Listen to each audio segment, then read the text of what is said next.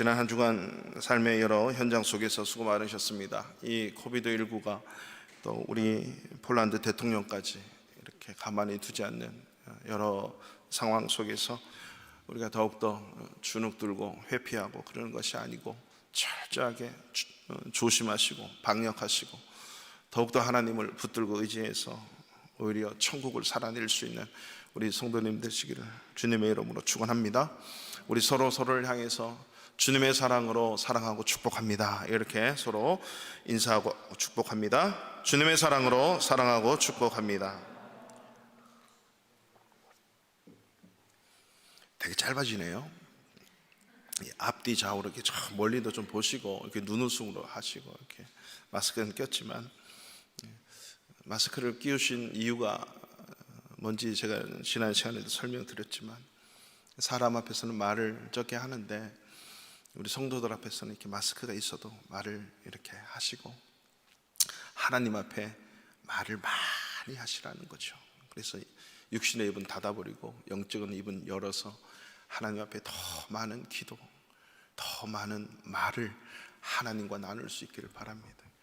그래서 시간마다 제가 말씀드리지만 이곳에 와서 특별히 기도하는 모든 자들, 솔로몬이 하나님 앞에 결단하며 기도했을 때 하나님이 그 기도를 이루신 것처럼 어떠한 전염병, 어떠한 기근, 돌림병, 재난, 아픔, 전쟁, 고통이 있고 죄의 범죄함이 있고 연약함이 있을 때 이곳에 와서 기도할 때 하나님 들어 응답해 주세요. 그러니까 내가 너의 기도를 이루겠다라고 하신 그 하나님께서 저와 여러분의 이 집은, 내 집은 만민이 기도하는 집이라 그 놀라운 축복과 은혜를 누릴 수 있는 우리 성도님들 되시기를 주님의 이름 축원합니다. 아멘 하는 자는 더 큰 은혜가 있을 줄로 믿습니다. 예, 아멘. 미국 워싱턴 DC에 소재한 캐피탈 힐 침례교회가 있습니다.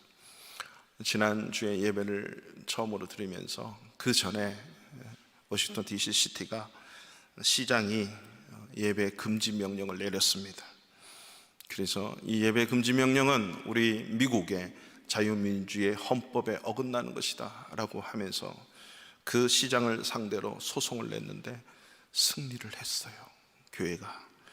그래서 그 당일날, 지난 주일날 모여서 첫 예배를 드렸는데 야외에서, 왜냐하면 코비드 때문에 드리지 말라니까 어떻게 예배를 드릴 수 있을까 해서 야외에서 마스크 다 끼고 거리 유지하면서 야외에서 예배를 드리면서 이날은 부목사님이 설교를 했대요. 자미 에슨 목사님이라고 목사님이 설교를 하면서 이런 말씀을 하셨답니다. 우리를 위해 안전을 지속적으로 제공하는 정부에 감사드립니다. 지상의 합법적 권위에 대한 불순종을 정당화하는 유일한 조건은 그들이 하나님이 금지하는 것을 명령하거나 하나님의 명령을 금지하는 것입니다. 이 말이 무엇입니까? 미국의 자유민주주의 헌법이 하나님이 반대하는 것을 명령하거나 하나님의 명령하신 것을 반대해서는 안 된다. 그러니까 이 말은 결국 어떤 경우에라도 우리 교회는, 우리 크리스찬들은 하나님의 말씀대로 살아가겠습니다. 우리 민주주의, 자유민주주의 헌법이 하나님을 반대하면 우리는 그것에 반대할 것이고 하나님이 명령하는 것을 반대하면 우리는 하나님의 명령에 순종하겠습니다.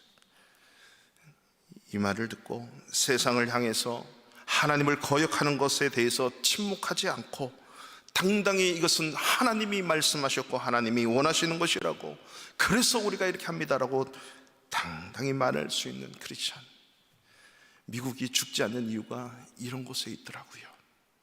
워싱턴 DC 한복판에서 하나님을 찬양하고 예배하는 그 모습.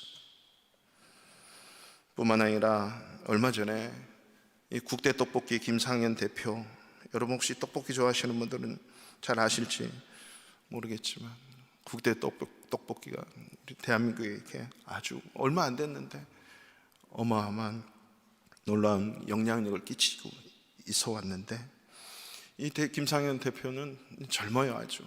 근데 항상 자기는 크리스찬으로서 기업을 하는 거죠. 크리스찬이 어떻게 기업을 해야 되는가? 크리스찬이 어떻게 살아가야 되는가? 하나님의 말씀대로 경영하는 크리스찬이다라고 늘 하나님의 영광을 드러내고, 그리고 말씀대로 살려고 하는 이 김상현 대표인데, 최근 이 고소도 당하고 대통령부터 정치인들로 이렇게 발언을 하는 것이 왜 기업인이 정치 발언을 하나, 막 여러 가지 연류에 걸려 있었어요. 많은 가맹점, 지점 점포장들이 대표님 그렇게 하시면 안 됩니다. 정치권에 잘못 보이면 우리 가게 문 닫아야 됩니다 라고 얘기를 하는데, 희한하게 매상이 더 오른대요. 이런 상황 속에서도 이때 많은 언론과 인터뷰하고 얘기하는데, 얘기를 이렇게 고백합니다. TV 앞에서, 언론 앞에서. 이런 말을 할 때는 언론이 내지를 않죠. 이렇게 고백합니다. 이런 일이 있을 때마다 많은 사람들은 앞다퉈서 나를 프레이밍 하려고 합니다. 하지만 나는 우파도 좌파도 아닙니다. 오로지 성경의 말씀을 따르려고 하고 말씀대로 살려고 하는 크리스찬입니다. 크리스찬으로 성경에 반대하는 가치에 대한 저항하는 것뿐입니다. 그것 딱 한 가지 이유밖에 없습니다. 내가 미랄로 심어져서 내 이웃이 민주주의 자유를 누리고 안전하게 생활할 수 있다면 나는 내 육신이 죽어도 괜찮습니다. 사실 내가 가장 전하고 싶은 것은 바로 이 메시지, 크리스찬으로 살고 하나님의 말씀대로 살고 싶습니다. 사도 바울 같은 고백 아닙니까? 사나 죽으나 주의 것, 사나 죽으나 내 몸에서 오직 주 예수 그리스도만이 존귀케 되기를 원하는, 그래서 이분은 크리스찬 기업으로 경영하고 크리스찬으로 이 땅을 살겠다라고 하는 거죠. 이러한 크리스찬 기업이 많아야 되고, 이러한 크리스찬 직장인들이 많아야 되고, 크리스찬 학생들이 많아야 되고, 크리스찬 주부가 많아야 되고, 이 진정한 크리스찬들이 많을 때 그 나라는 희망이 있고 소망이 있습니다. 뿐만 아니라 그러한 크리스찬들 때문에 세상이, 그 나라가 천국의 맛을 보며 살아갈 수 있다는 겁니다. 이런 교회가 되어야 됩니다. 이런 교회가 비전이 있습니다. 이런 교회가 하나님이 찾으시고 기뻐하시는 교회다라고 하는 것입니다. 크리스찬으로 살고자 하고 복음 때문에 살고자 하면 많은 고난이 있다고 주님도 말씀하셨거든요. 그런데 그렇지만 그런 고난으로부터 건져주시고 승리를 맛보게 하시고 그 고난 속에서도 천국의 맛을 보게 하신 하나님은 살아계신 하나님이고 능력의 하나님이고 전능하신 하나님이라는 사실을 잊지 마시기 바랍니다. 우리 바르샤바 한인교회, 저와 여러분들은 이러한 크리스찬으로 이 바르샤바를, 이 폴란드 땅을 주어진 인생을 살아가는 은혜가 있기를 주님의 이름으로 축원합니다. 오늘 우리가 읽었던 본문이 이사야의 막 달려오는 하나님께서 불순종함으로 이스라엘 백성들이 멸망한다는 그 끊임없는 경고 앞에 이사야가 66장을 향해 달려가는데 63장 후반부부터 이사야가 백성의 죄를 가지고 또 이스라엘 백성들이 하나님 앞에 간절히 기도하는 내용이 63장 하반부부터 64장까지 이어집니다. 여호와여 하나님이여 너무 분노하지 마십시오. 하나님이여 우리를 영원히 지워버리지 마십시오. 우리를 기억해 주십시오. 우리는 주님의 백성입니다. 이 시온 성이 광야가 되어버렸고 예루살렘이 폐허가 됐는데 하나님 다시 한번 찬송을 회복시켜 주십시오. 다시 한번 이러한 괴로움에서 우리를 구원해달라는 간절한 기도 후에 하나님이 응답하는 내용이 오늘 65장 전반부에 나옵니다. 이 65장 우리가 1절부터 끝절까지 읽지 않았지만 두 부분으로 선명하게 나눠요. 1절부터 우리가 오늘 읽었던 내용 15절 16절까지는요 부패하고 죄악된 그 이스라엘 백성들, 그 인간이 구원받는 길이 어떠한 길인가를 말씀해 주고 있고, 그리고 17절부터 25절까지는 그 구원받은 백성이 누리는 천국의 삶을 오늘 하나님께서 응답하고 말씀하고 계신다는 거죠. 근데 이 두 선명하게 나오는 이 두 단락을 이어주는 그 말씀 하나가 바로 오늘 16절입니다. 우리 16절 말씀 다 같이 읽겠습니다. 시작. 이러므로 땅에서 자기를 위하여 복을 구하는 자는 진리의 하나님을 향하여 복을 구할 것이요 땅에서 맹세하는 자는 진리의 하나님으로 맹세하리니 이는 이전 환난이 잊어졌고 숨겼습니다. 아멘. 이스라엘 백성들이 그 죄악된 길을 떠나서 자기가 살아가면서 복을 구할 때, 잘 살아야지, 열심히 살아야지 이럴 때 잊지 말아야 될 거 하나가 있다는 거죠. 진리의 하나님을 향하여 복을 구하라는 거죠. 진리의 하나님을 향하여 뿐만 아니라 이 땅에서 결단하고 맹세하고 어떤 관계를 맺고 할 때에 이러한 자들도 사람에서 하지 말고 진리의 하나님으로 향하여 맹세하리니, 그럴 때 하나님께서 정말 천국의 삶으로 구원하시고 이끌어 주신다라고 하는 것입니다. 저와 여러분들이 예수 믿는 사람으로, 크리스찬으로 살아갈 때 그 삶의 방식은 항상 진리의 하나님을 향하여, 진리의 하나님을 향하여 살아갈 수 있는 은혜가 있기를 축원합니다. 이 말은 하나님이 어떠한 분인가를 스스로 계시하고 스스로 드러내고 계시는 거예요. 너희가 진리의 하나님을 향하여 살아내라는 거죠. 여기서 진리의 하나님이 반복적으로 두 번이 오늘 기록이 됐는데요, 이 진리의 하나님 원어 히브리어에는 뭐라고 나오냐면 아멘의 하나님이에요. 엘로헤 아멘, 이게 진리의 하나님, 아멘의 하나님, 이게 아멘, 아멘. 히브리어도 여러분, 이 아멘의 하나님이 무슨 말이에요? 우리가 아멘 하면 예 그렇습니다, 진심입니다, 진실입니다, 그렇습니다, 그 사실에 대해서 동의하고 인격적으로 고백하는 거거든요. 그래서 신약에도 예수님이 말씀하실 때 이런 표현이 있습니다. 내가 진실로 진실로 너희에게 이르노니, 진실로 진실로 내게 이르노니, 이 헬라어거든요. 헬라어에 뭐라고 되어 있냐면 아멘 아멘 에고 에이미, 아멘 아멘 에고 에이미, 내가 진실로 진실로 너희에게 이르노니, 이게 아멘 아멘, 진실로 진실로 아멘 아멘. 예수님도 하나님도 아멘 아멘 아멘, 이 아멘을 계속 사용했죠. 그러니까 예수님도 아멘의 하나님이시다라고 하는 거죠. 여러분, 성경책 가지고 계신 거 잘 보면 조금 이렇게 있는 성경들은 그 진리의 하나님 앞에 이게 앞에 각주가 달려 있어요. 그 각주에 보면 고린도후서 1장 20절, 요한계시록 3장 14절 이렇게 참조하라는 거죠. 이 진리의 하나님을 설명해 주는 거예요. 고린도후서 1장 20절에 보면요, 잘 들어보세요. 하나님의 약속은 얼마든지 그리스도 안에서 예가 되니 그런즉 그로 말미암아 우리가 아멘 하여 하나님께 영광을 돌리게 되느니라. 아멘. 하나님의 약속은, 이 말은 하나님의 말씀이에요. 하나님의 모든 예언의 말씀은 그리스도 안에서 예스가 된다는 거죠. 예스, 긍정이 되는 것. 그렇습니다. 그렇기 때문에 우리가 항상 말씀 앞에서는 아멘 해서 하나님 앞에 영광을 돌리라. 그러니까 이 아멘은 목사님들이 강조하는 것도 아니고, 이건 뭐 시도 때도 없이 아멘 하는 게 아니고, 이게 하나님의 말씀으로 비롯됐다 그러면 아멘 해서 하나님 앞에 영광 돌리는 거예요. 여러분, 해도 되고 안 해도 되는 것이 아니고, 이게 하나님의 말씀이다 그러면 아멘 해서 하나님 앞에 영광을 돌리는 거죠. 예스가 되고 긍정이 되고. 요한계시록 3장 14절에 보면 라우디게아 교회의 사자에게 편지하라. 아멘이시여 충성되고 참된 증인이시여 하나님의 창조의 근본이시가 이가 이르시되. 이게 누구예요? 그러니까 예수님이 말씀하시는데 라우디게아 교회에게 아멘이시고 충성이시고 참된 증인이시고 하나님의 창조의 근본이신 이게 예수죠. 그러니까 예수님을 뭐로 표현했습니까? 아멘. 예수님이 충성, 예수님이 참된 증인, 예수님이 하나님의 창조의 근본, 이게 예수님을 표현하는 말씀이다. 결국 이 아멘은 진리이고 예수님이에요.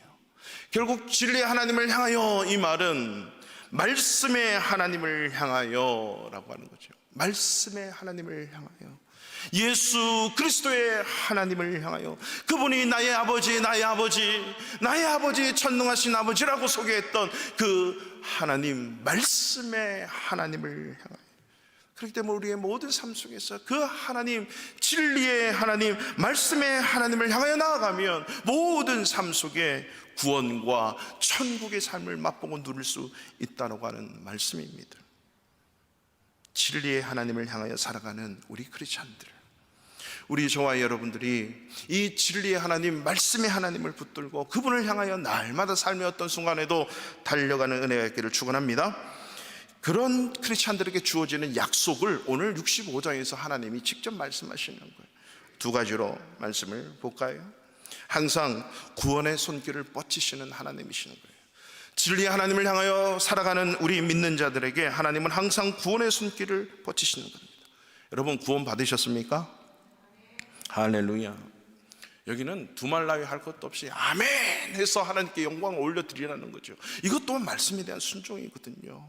이 아멘이, 한국교회가 아멘에 남발한다 그래서 아멘 똑바로 하라고 하는 이 말을 하니까 또 아멘에 쑥 들어가고, 아멘 하자니까 또 시도 때도 없이 아멘하고. 근데 아멘은 천국 방언이라 할렐루야 아멘은 늘 여러분 많이 사용하세요.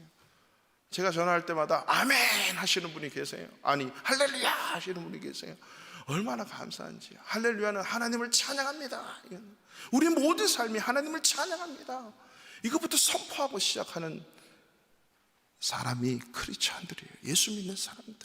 이런 아멘의 은혜가 있기를 축원합니다. 할렐루야. 구원이라고 하는 것은 항상 두 가지를 생각하셔야 돼요.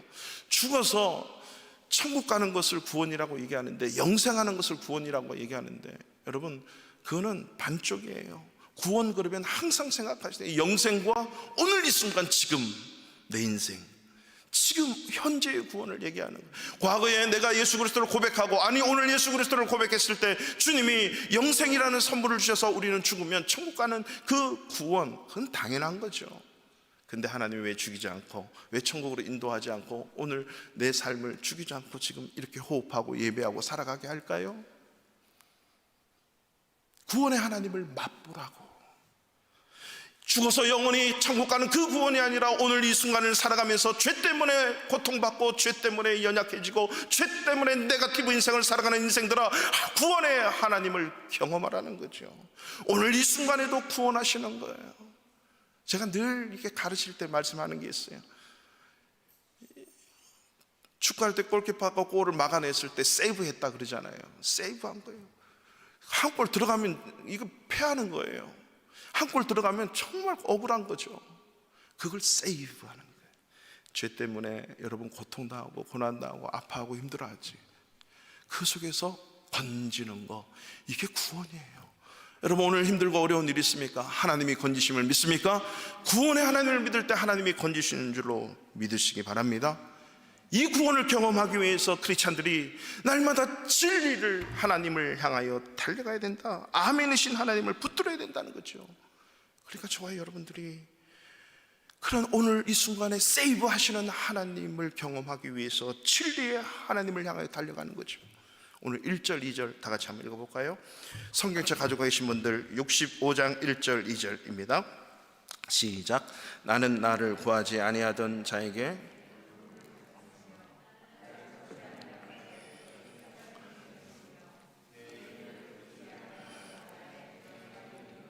내가 여기 있노라 하였노라. 내가 종일 손을 펴서 자기 생각을 따라 옳지 않는 길을 걸어가는 패역한 백성들을 불렀나니. 아멘. 여기서 지금 인간의 존재가 어떠한데 하나님은 어떠한가를 이렇게 서로 상반되게 기록하고 있어요. 이것이 바로 하나님의 사랑 덩어리, 사랑의 하나님의 모습이에요.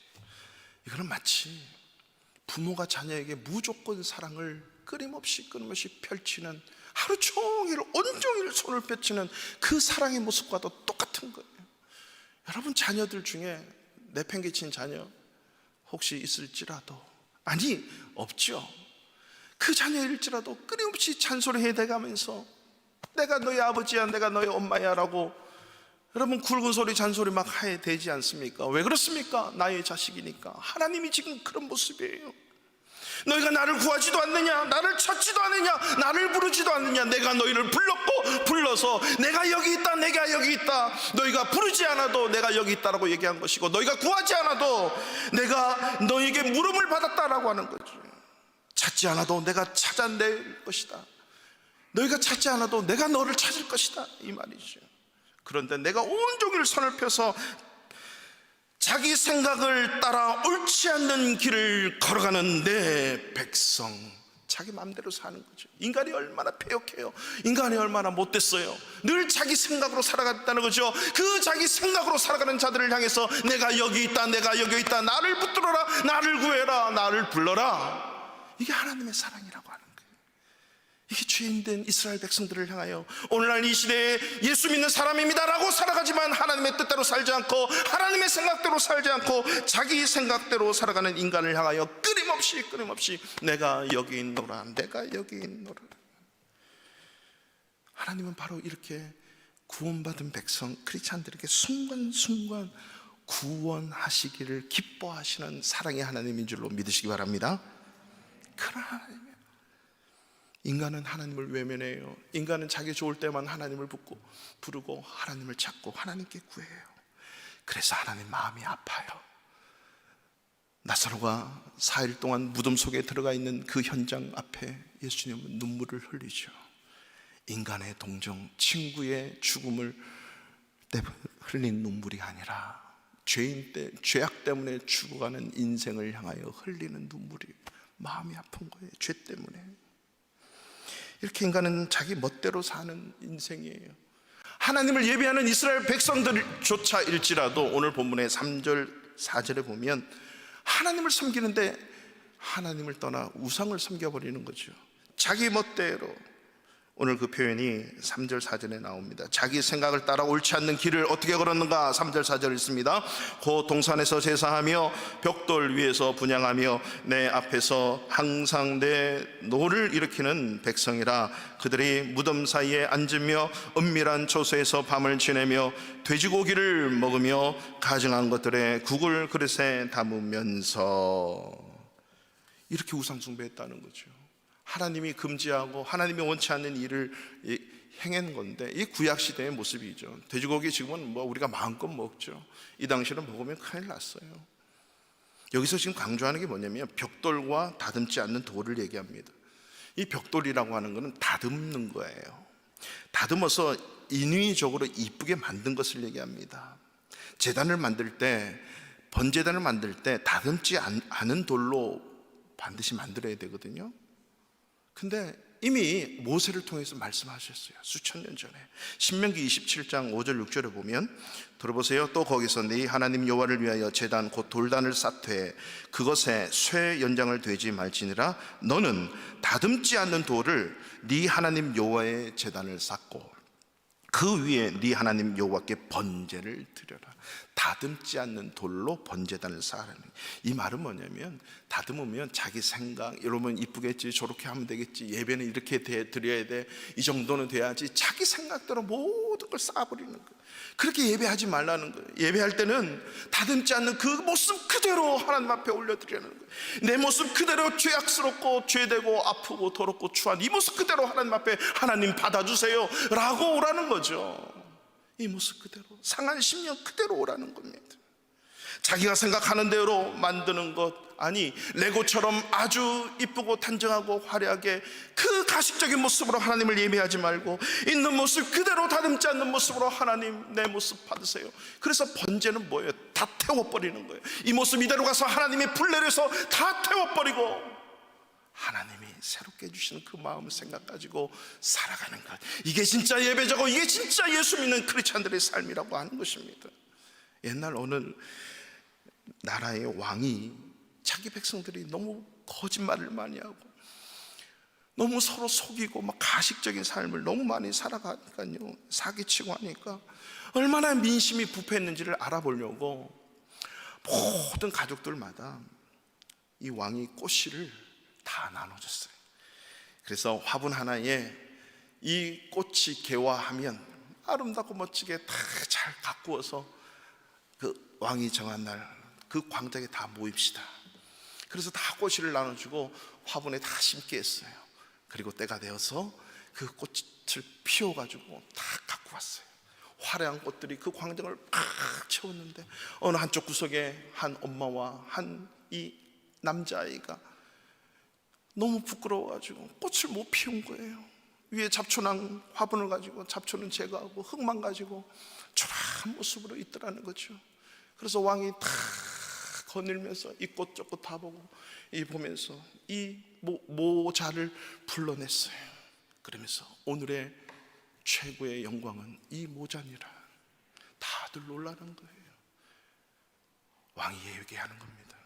내가 나눠준 그 꽃이는 삶아서 나눠준 것이더니, 여러분 꽃이 삶아서 나눠주면 필까요? 개화가 안 돼요. 싹이 안 터요. 근데 어디 가가지고 다 싹을 틔웠는데 똑같은 꽃이를 나눠줬는데 꽃도 다 달라. 자기들이 생각대로 다 키우고 물 주고 이렇게 해보니까 이게 안 나거든.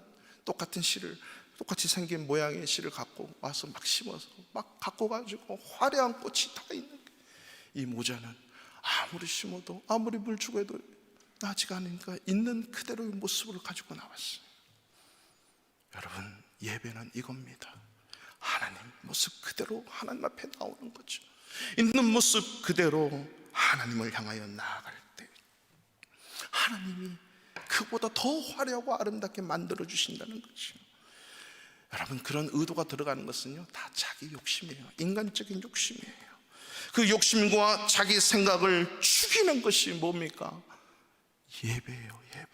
크리스찬의 예배는 나 자신이 죽는 거예요. 오늘날 예배를 너무 이상하게 생각하면 안 돼요.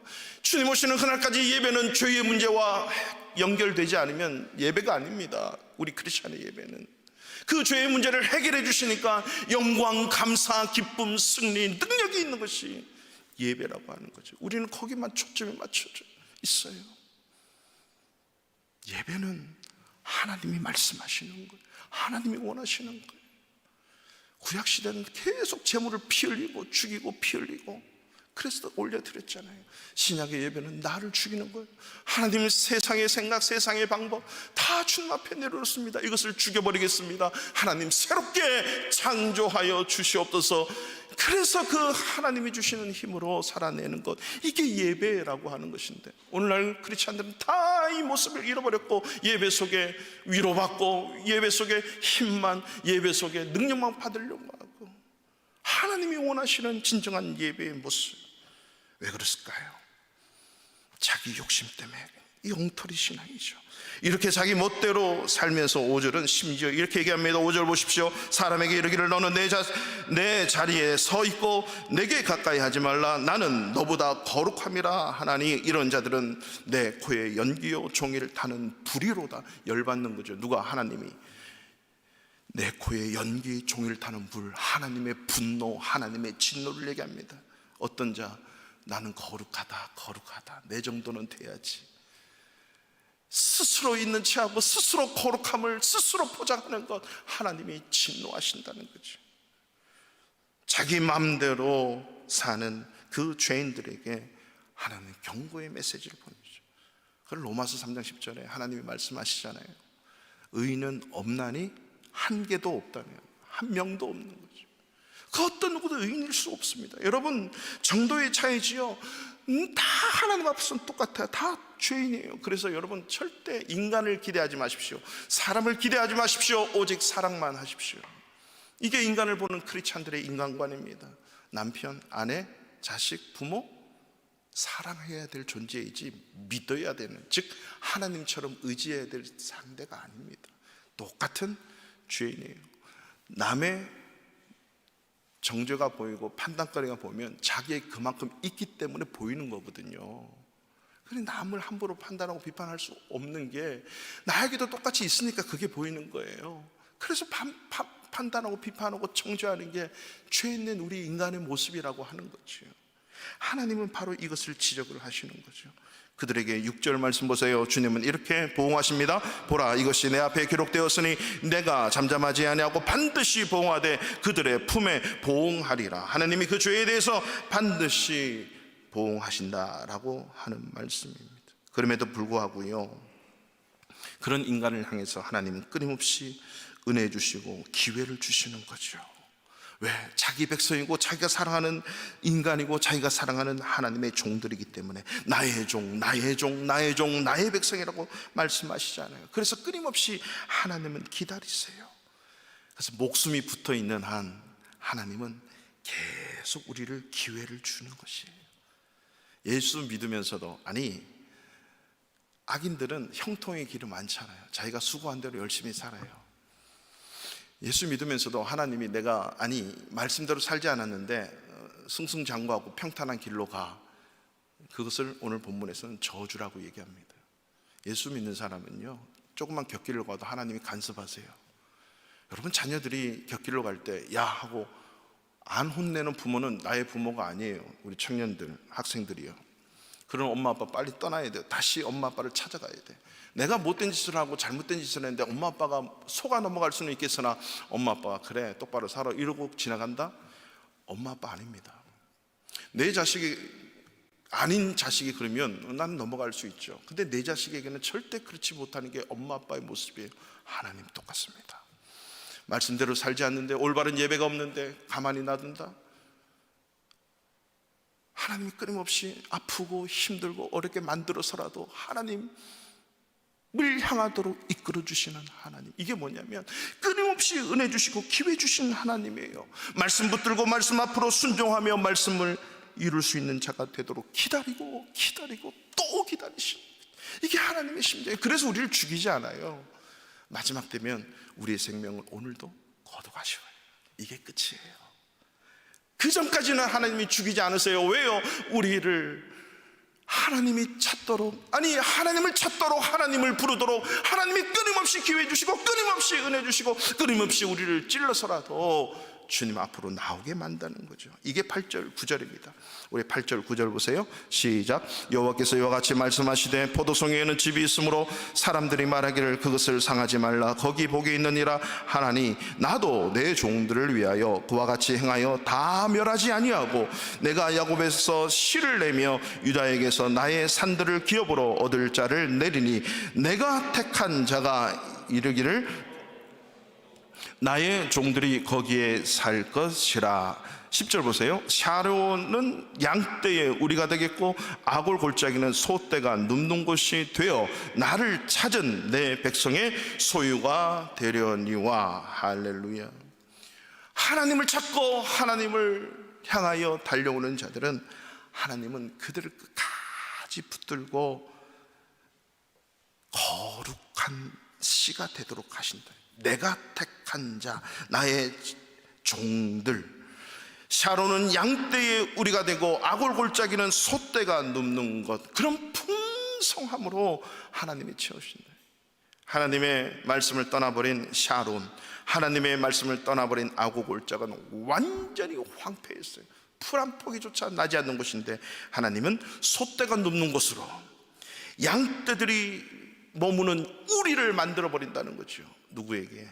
내 종들, 나를 찾는 자들, 나를 향하여 달려가는 자들.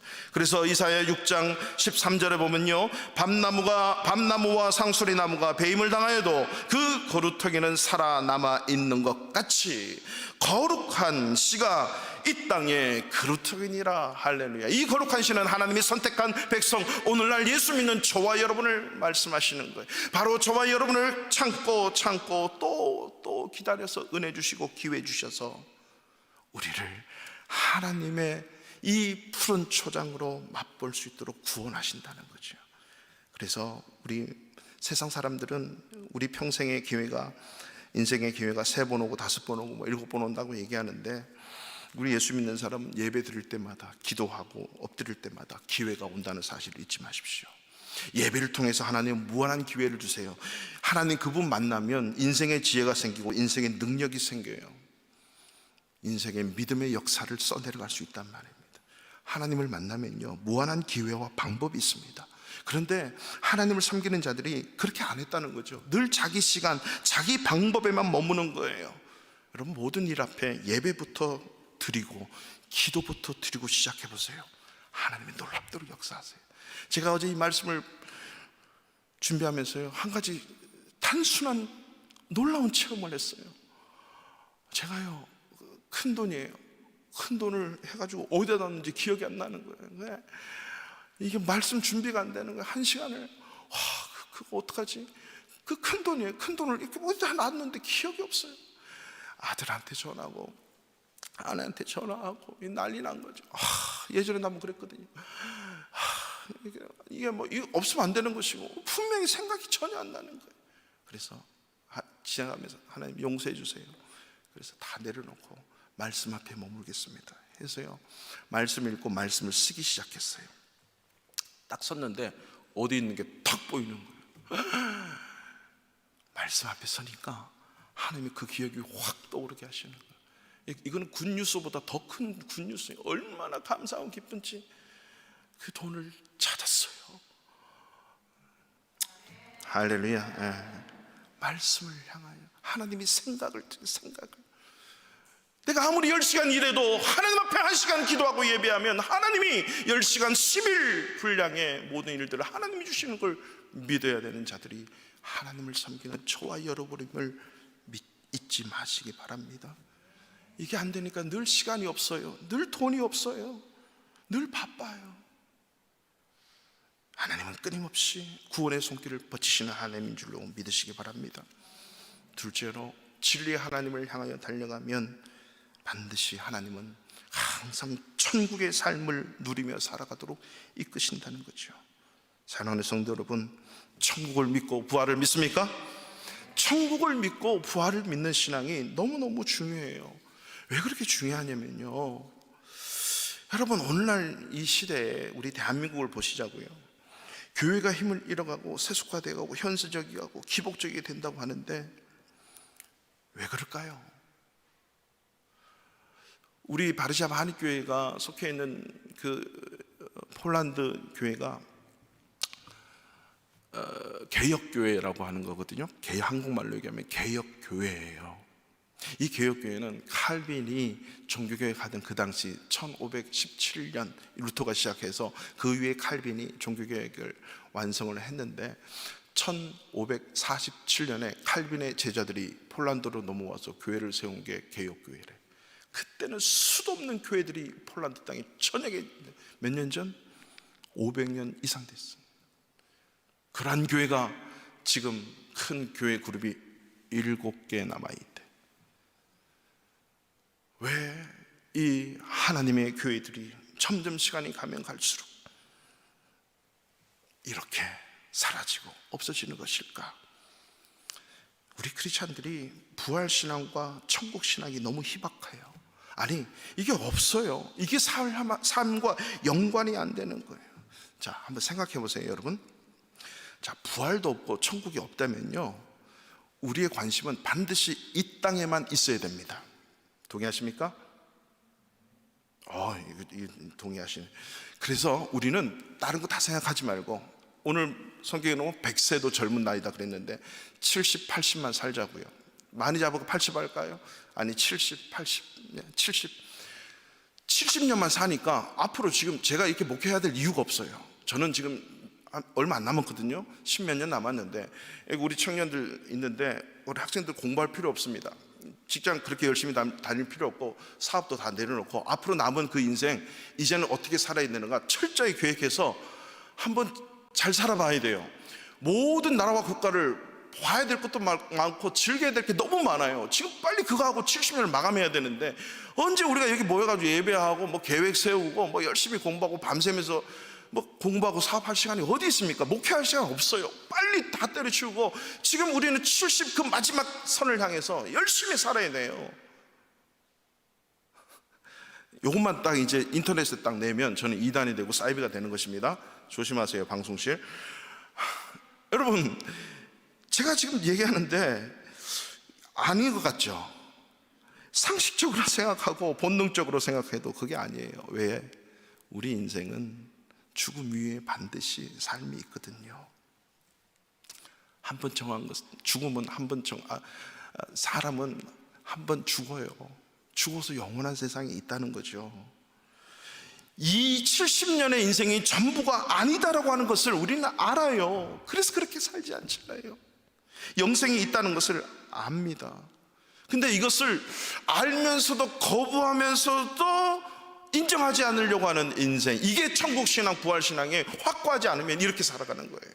자기 열심히 하면 살아보다가 인생이 그냥 끝나는 거죠. 전도서 3장 11절 보면 하나님이 모든 것을 지으시되 때를 따라 아름답게 하셨고 또 사람들에게는 영원을 사모하는 마음을 주셨느니라. 영원, 영생에 대한 그 마음이 하나님이 창조할 때부터 누구에게나 다 있어요. 근데 이걸 거부하죠. 거절하죠. 니체도 죽으면서 신은 없다 이러고 죽었는데 그 뒤에 보면 신은 있는데 스스로 이게 자기가 죽으면서도 자살을 하면서도 도저히 인정이 안 되는 거죠. 그래서 자기 목숨 스스로 끊잖아요. 얼마나 불쌍해요. 알면서도 인정 안 하는 것, 아주 큰 죄악이거든요. 영혼을 사모하는 마음을 하나님 주셨습니다. 그러나 하나님이 하시는 일을 시종을 사람으로 측량할 수 없도록 만들어버렸대요. 이게 하나님이 인간에게 주신 축복이자 은혜라고 하는 거죠. 그래서 그렇다면 영혼을 있다는 걸 알면 영생이 뭔지, 영혼이 뭔지 좀 알아야 되잖아요. 그래서 천국 복음이 중요하고 부활 신앙이 중요한 거예요. 성경의 핵심 사상은요, 신학적으로 킹덤 오브 갓입니다. 창세기 1장 1절부터 요한계시록까지 하나님의 나라가 성경의 주제입니다. 이것을 신학적으로 이게 어렵게 얘기하니까 그렇지, 이 말은 구원이라고 하는 거예요. 이 말은 영생이라고 하는 것입니다. 이것이 천국이라고 하는 개념이죠. 하나님의 나라, 천국, 구원, 영생 다 똑같은 말입니다.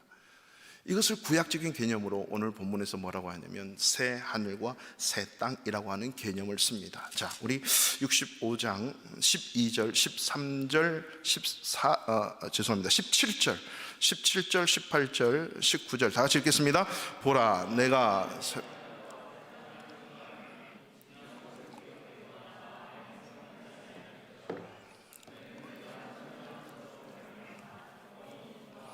즐거워할지니라. 보라, 내가 예루살렘을 즐거운 성으로 창조하며 그 백성을 기쁨으로 삼고 내가 예루살렘을 즐거워하며 나의 백성을 기뻐하리니 우는 소리와 부르짖는 소리가 그 가운데서 다시는 들리지 아니할 것이며. 아멘. 여러분, 천국과 영원한 세상, 그것을 오늘 본문에서 새 하늘과 새 땅, 이것이 요한계시록에 그대로 나타납니다. 즉 구약의 개념, 영원한 세상의 개념은 새 하늘과 새 땅인데요, 이것은 중요한 포인트, 창조되었다.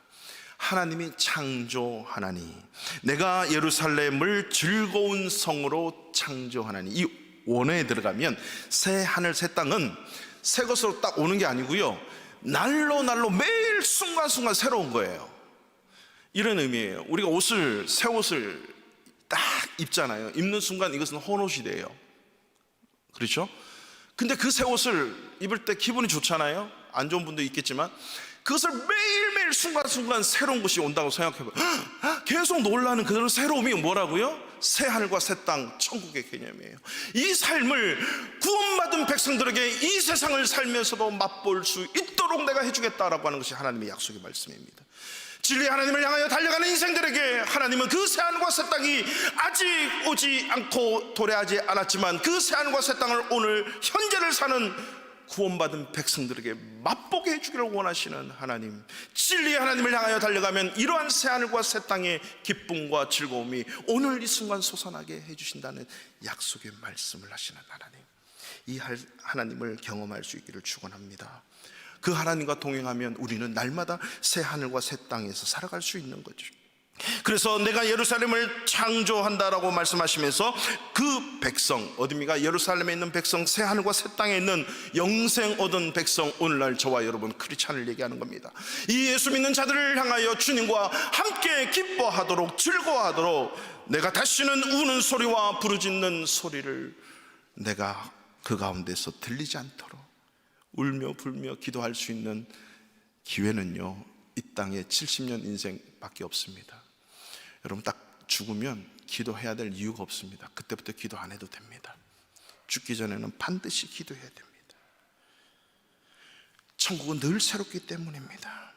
우리 19절, 자 20절 끝내고 우리 다 넘어가서요, 오늘 마지막 24절 25절 읽겠습니다. 24절 성경책 가지신 분들 시작. 그들이 부르기 전에 내가 응답하겠고 그들이 말을 마치기 전에 내가 들을 것이며 이리와 어린 양이 함께 먹을 것이며 사자가 소처럼 즙을 먹을 것이며 뱀은 흙을 양식으로 삼을 것이니 나의 성산에서는 해함도 없겠고 상함도 없으리라 여호와께서 말씀하셨느니라. 아멘. 할렐루야.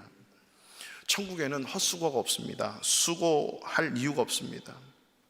하나님이 다 이루어 놓으시는 걸 그냥 그대로 먹으면 됩니다. 이 땅에서 수고하고 애쓰고 노력하죠. 근데 이 세상의 모든 수고와 애는 헛되다라고 성경은 기록하고 있어요. 다 헛된 거예요. 왜? 하나님을 향해서 하나님을 위해서 하지 않기 때문에. 그래서 시편 127편에 여호와께서 집을 세우시지 아니하시면 세우는 자의 수고가 헛되고 여호와께서 성을 지키지 아니하시면 파수꾼의 깨어있음이 헛되도다. 너희가 일찍이 일어나고 늦게 누우며 수고의 떡을 먹음이 헛되도다. 그러므로 여호와께서 그의 사랑하시는 자에게는 잠을 주시는도다. 우리 인생이 수고하고 헛되는 것 그대로 먹는 것 같죠. 그만큼 다 열매가 거둬지지가 않습니다. 왜냐면요, 죄인이기 때문에 그래요. 자기 생각과 자기 방식으로. 근데 천국의 특징은 은혜로 주어지는 거거든요.